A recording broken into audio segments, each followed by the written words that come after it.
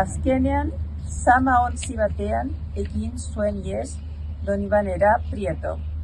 Baina 4 orduko abentura hartan lagun handiak egin ziren Prieto eta Bakeriza.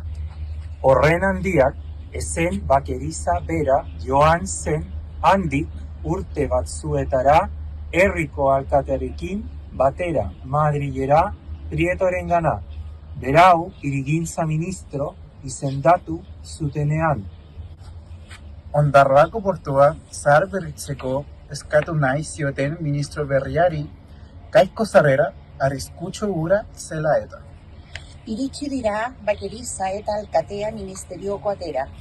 Atezainie esan diete Prieto ikusi behar dutela, baina atezainiek haien itxuri ikusita.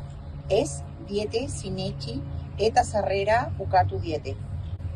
Bakerizak dio ez dela handik joango Prieto ikusi arte, bere lagun mina dela ministroa.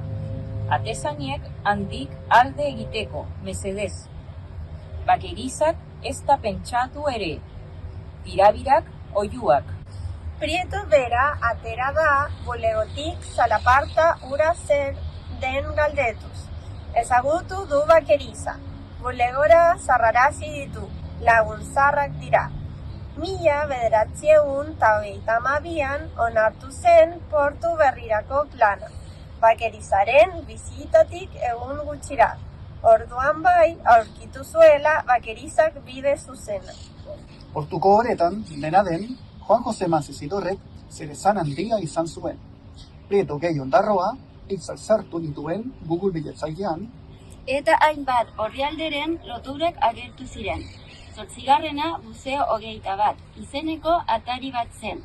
Bertan Manzizidor urprekariari buruzko artikulu bat aurkitu nuen.